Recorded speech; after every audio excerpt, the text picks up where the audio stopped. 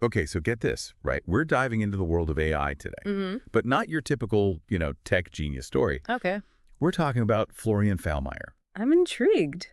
And let me tell you, the documents you sent in on this guy. Yeah. Wild. Like what? Certificates, transcripts from, everywhere. Wow. Work testimonials. Uh-huh. Even a visa application. Oh, wow. It's like we're on a quest here, right? To figure out. Okay. How did Florian go from, a school kid in Toronto. Right. With, a French language certificate to, a full-blown AI specialist? Yeah, you don't see that every day. What's fascinating is most people, they specialize early on. Right. But Florian, his story, it's not a straight line, which is really cool. Exactly, yeah. We've got, like you said, the school report card from Toronto, a French language certificate.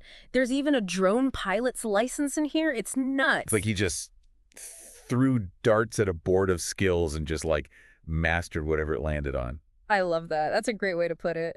But let's rewind, right? Okay. Back to the early days. Okay. So he snags this internship at the Terminal Motion Pictures. The Terminal Motion Pictures? Yeah, in Munich. Okay. And it's, right away, this tells you our guy, he's got a thing for video editing, media production from day one. Absolutely. And, that's not unusual. A lot of people who end up in AI, they have that kind of background. Really? It's the visual aspect, the storytelling. It often comes with this underlying drive to create. Right. And that's, key in AI. Makes sense. Okay, so then he goes from this hands-on media stuff to FHM Bielefeld. Okay. Gets a Bachelor of Arts in, hold on to your hats, Yeah. media creation and production. Catchy. Yeah, for those of us who don't speak German, that's basically media creation and production. Gotcha. But here's where it gets really wild. His bachelor thesis, he writes it on the potential of OSINT methodologies in consumer research for advertising. I mean, come on. That's whoa. That is way ahead of the curve, especially for a media student. Yeah, so break it down for me. What is OSINT? Exactly what is OSINT. Right. I mean, it sounds very spy thriller. A little bit, yeah. So it stands for open source intelligence. Okay. Think of it like being a detective. Okay. But instead of, dusty old files, Right. your hunting ground is the internet. Ah, okay. Public databases, social media posts, news articles, the works. Florian, he was looking at how to use all that public stuff to figure out what makes people tick as consumers. Wow. And then use that for more effective, laser-focused advertising. So he's basically predicting the future of advertising with data. Precisely. His thesis, it shows this innate ability he has to connect the dots. Right. He can see patterns using information most people wouldn't think twice about. Wow. That, my friend, is the mark of an AI specialist in the making. He was thinking like that before AI was even a thing. That's incredible. So we've got Florian, right? Yeah. Media whiz, this almost spooky understanding of how to use data. Right, right. Where does he take all of this? Okay, so he lands this internship, right? Okay. At ProSiebenSat.1 Media SE. ProSiebenSat.1, that's huge. Big time. It's a German media powerhouse. Wow. And get this, he's making trailers, radio commercials Yes. for some really popular shows. I'm talking Germany's next top model. Hold on, GNTM? Yeah. Those marketing campaigns are legendary. Exactly. And think about it. Yeah. You got to sell that show to a massive audience. Yeah. Yeah. And those were the days before social media really took off. So Florian, he had to make sure those trailers, those radio spots, they grabbed people. Okay, I see where you're going with this. Right. You have to be able to explain complex ideas. Exactly. Distill them down, make them exciting, even if the audience might not be super tech savvy. Yeah, just like explaining AI. Precisely. He was basically doing it already, just, with GNTM instead of algorithms. I never thought of it like that. That's a really good point. Okay, so after conquering the world of television... Well, hold on. He's not done yet. Right, always on to the next thing. He goes back to FHM Bielefeld. Back to school. This time as a research assistant.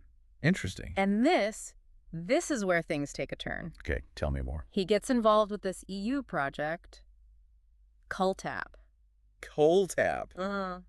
Wait, that name sounds familiar. Doesn't it? I think it was mentioned in one of those testimonials you sent. Ding, ding, ding. We have a winner. Oh, yeah, right. It was super positive. They raved about his work on that. And for good reason. What did he actually do? So, COLTAP. Right. The goal was to bring augmented reality. Augmented reality, like AR. Yeah, exactly. Into the world of, get this, cultural heritage education. Wow, that sounds both really cool and like kind of a mouthful. Right. So museums and stuff. Exactly. Bringing history to life. Okay. And Florian's role in all of this? They specifically mentioned live streaming, Oh, wow. website creation, Right. even setting up a VR exhibition. VR2. This guy's a regular, what is it, a digital Da Vinci or something? Right. He's doing it all. And this is key because we might think AR, VR, totally separate from AI. Yeah, I was just thinking that. How do you connect those? They're all connected. Think about it. Yeah. AI, AR, VR, they're all about pushing the boundaries. Yeah, creating these experiences. You got it. Pushing the limits of what tech can do, and importantly, how humans interact with it all. So those cult app projects, they weren't just about museums. Nope. They were giving him the foundation for something bigger. Exactly. Human-computer interaction, data visualization, spatial awareness, all crucial for AI. It's all coming together. So we've got Florian, with an amazing background in media communication. Right. He's got his hands dirty with AR and VR. It's like he's building up to something, right? It's all very impressive. But how does he go from all that to, like, being this AI expert? Well, his current gigs, they give us some big clues. Oh, yeah. So he's the editor-in-chief at, it's an online magazine, Verhelfen Magazine. Okay, Verhelfen Magazine. It's focused on, like, social impact stuff, making a difference. Okay, I see the communication angle. But wait, there's more. On top of that, he's a freelance content creator. Okay, so he's like a one-man media empire. Pretty much. But here's where it gets really interesting. It hit me. His LinkedIn profile. You got to see this thing. Okay, what's on there? So yeah, he's got the writing, the content creation, but then there's a logo design and, get this, career development coaching. Career development coach. Hold on. It's like he's a one-man creative agency, life coach, everything. You got it. And that right there, that's the magic formula. Okay, I'm officially lost. What am I missing? Think about it. You're a company, right? Yeah. You want to get into this whole AI thing. Okay, yeah. You don't just need some algorithm. That's true. You need someone who can explain it to you. Right, in plain English. Exactly. And then, even more importantly, you need someone who can actually help you use it. Because AI, it's not exactly plug and play. Not at all. And that's Florian. He's got the tech skills, but he also gets people. Okay, so his background is actually perfect for this. 100%. He can talk the talk and walk the walk. All right, so let's talk specifics. When we say AI experience about Florian, what are we actually talking about? Okay, so on his LinkedIn, he mentions something called LLMs. LLMs. Large language models. Okay, I'm not going to lie, that sounds kind of intimidating. I know, right?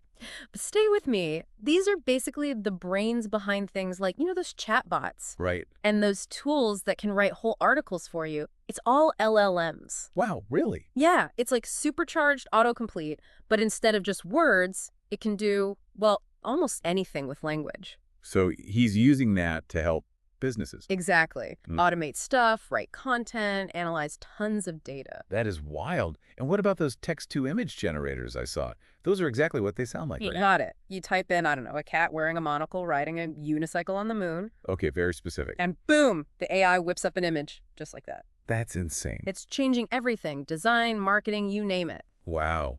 Okay, so Florian, he's right there on the cutting edge, helping companies keep up. He's not just keeping up, he's ahead of the game. And, I really love what he said about all of this.